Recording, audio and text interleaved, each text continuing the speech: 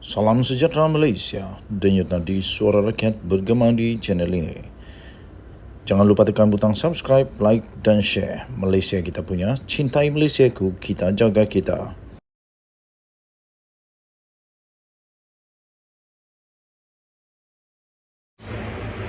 Salam sejahtera Malaysia, denyut nadi suara rakyat bergema di channel ini. Tuan-tuan dan puan-puan yang dihormati sekalian, ada satu artikel terbaru, berita terbaru yang saya ingin kongsikan kepada anda semua. Ditulis di malaysiakini.com ataupun diterbitkan di malaysiakini.com bertarikh hari ini 9 Ogos 2023, baru saja diterbitkan lebih kurang 1 jam yang lalu. Hanayo berkata orang bukan Islam takut dengan PAS sebab kenyataan hadi. Saya tak pasti, tapi mungkin kami di Sabah, kami semuanya aman damai. Kami di Sabah semua aman damai, kami harmoni, boleh hidup satu kampung, boleh hidup satu rumah, boleh hidup dengan apapun keadaan, kami harmoni. Walaupun berbilang kaum, berbilang bangsa, berbilang agama, tapi kami hidup harmoni. Kerana kami tak ada orang macam Hadi Awang yang selalu buat apa ini ya, yang selalu buat kenyataan-kenyataan yang menurut Hanayo bikin takut. Dia bilang orang bukan Islam takut dengan PAS sebab kenyataan Hadi Awang. Kamu setuju kah? Kalau betul benda ni, Hadi Awang sepatutnya berhentilah buat kenyataan-kenyataan yang bikin takut ini. Tak baik. Kita ni di Malaysia perlu untuk ada toleransi ataupun kita menjunjung perlembagaan negara Malaysia, rukun negara Malaysia. Kenyataan Presiden PAS Abdul Hadi Awang sebelum ini yang berbau perkauman menyebabkan orang bukan Islam takut dengan parti itu. Itu kata ahli Parlimen Segambut Hanayo. Jelas Hanayo lagi yang juga adalah Menteri Belia dan Sukan, kebimbangan terhadap PAS bukan kerana label gelombang hijau. Kena tengok ucapan Abdul Hadi Awang. Banyak komen beliau yang menakutkan rakyat bukan Islam, dan itu semua ada dalam surat kabar kenyataan ini, katanya. Kata Hanayo. Hanayo juga mengatakan, saya setuju semasa Tok Guru Nik Aziz nikmat memerintah PAS. Rakyat kurang takut pada PAS. Tetapi baru-baru ini memang di bawah pimpinan PAS sekarang memang sangat menakutkan rakyat bukan Islam. Itu pimpinan PAS. Kata Hanayo ketika menjadi salah seorang daripada panelis forum bertajuk Referendum PM10 atau Kerajaan Negeri yang diadakan dalam talian bersama Bersih dan wakil-wakil parti politik malam tadi. Selain itu, forum berkenaan turut menampilkan Exco Dewan Pemuda PAS Nazrul Hakim Nazari, Timbalan Pengerusi PSM S. Arut Chelven dan Pengerusi Bersih Thomas Fen. Terdahulu, Nazrul Hakim menjawab soalan mengapa perlu memilih Perikatan Nasional pada PRN kali ini, sedangkan gabungan itu melayan orang bukan Islam sebagai kelas kedua. Kata Nazrul, tanggapan tersebut merupakan satu momokan yang seringkali dilemparkan terhadap PAS sejak sekian lama. Katanya, saya kena beritahu inilah satu momokan yang dibawa kepada PN dan PAS dari dulu sampai sekarang, terutamanya melayan non-Malay Muslim sebagai second class citizen, katanya. Perkara ini daripada dulu lagi kita dah nafikan, katanya. Menolak bahawa terdapat layanan sedemikian terhadap golongan bukan Melayu Islam oleh PAS, Nazrul memberi contoh masyarakat bukan Islam di Kelantan dan Terengganu dapat hidup harmoni di bawah pemerintahan kerajaan PAS. Malah katanya mereka boleh mengamalkan agama mereka dengan aman seperti biasa. Tak ada 1 inci pun patung di rumah ibadat mereka disentuh oleh kerajaan negeri waktu itu, jelas Nazrul lagi.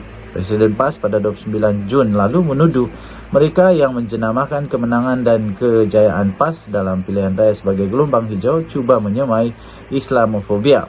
Abdul Hadi berkata mereka yang menggambarkan kemajuan PAS dalam PR15, khususnya DAP, mempunyai tujuan yang nyata songsan terhadap Islam, katanya.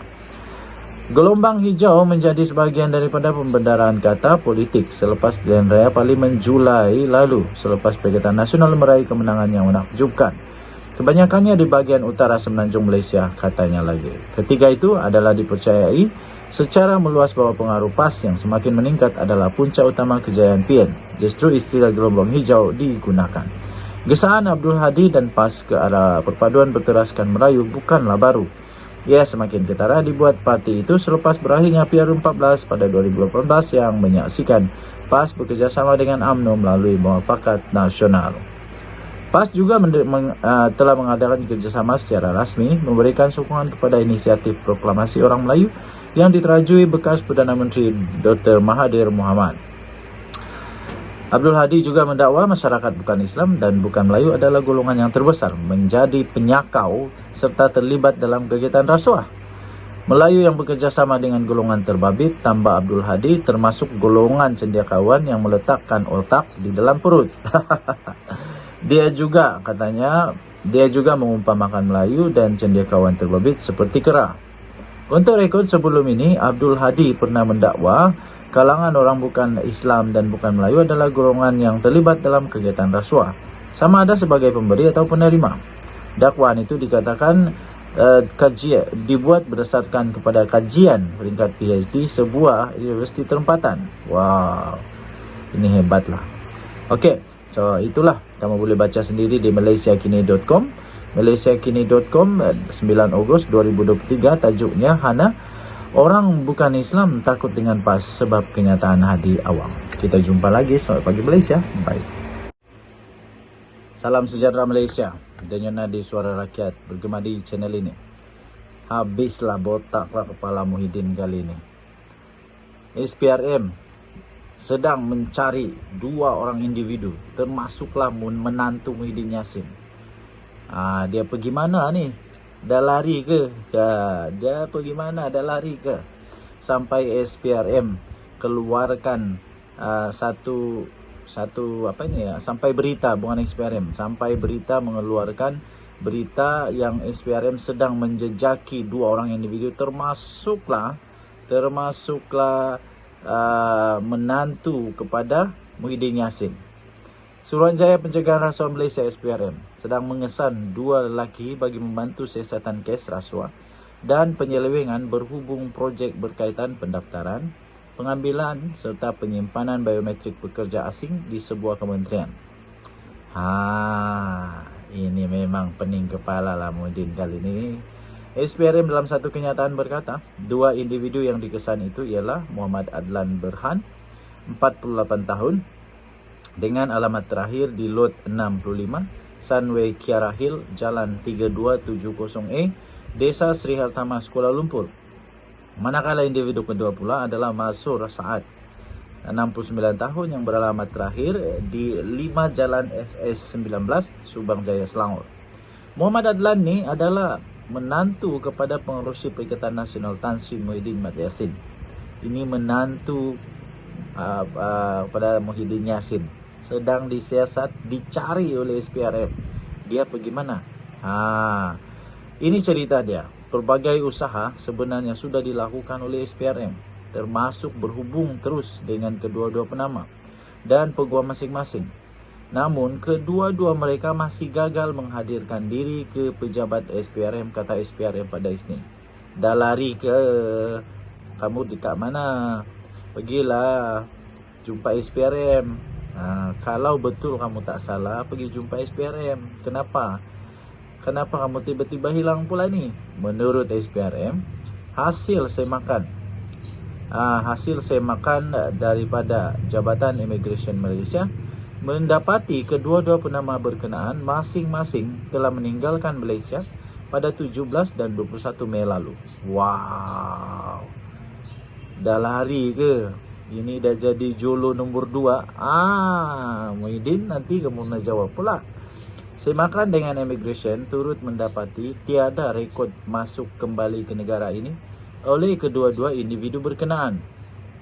Sehubungan itu, orang ramai yang mengenali atau mempunyai maklumat individu terlibat diminta menghubungi pegawai penyiasat Nur Muhammad Amin Jamaluddin di talian 03887 00799 atau 016 4322 699 atau email kepada amin.jamaluddin@sprm.gov.my, katanya.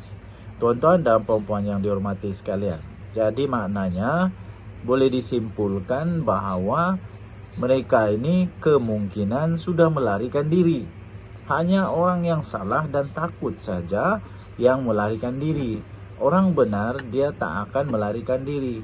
Mana ada orang benar melarikan diri? Sebab orang benar ini selalunya dia akan membongkar kebenaran dan bukan lari. Orang yang memang bersalah dia akan lari lah. Nah, Muhyiddin, pastikah kamu tidak tahu diorang ini di mana? Harap-harap Muhyiddin memang tak tahulah. Nanti kita cari apa komen Muhyiddin tentang perkara ini pula. Nantikan Denyut Nadi Suara Rakyat bergema di channel ini. Bye bye.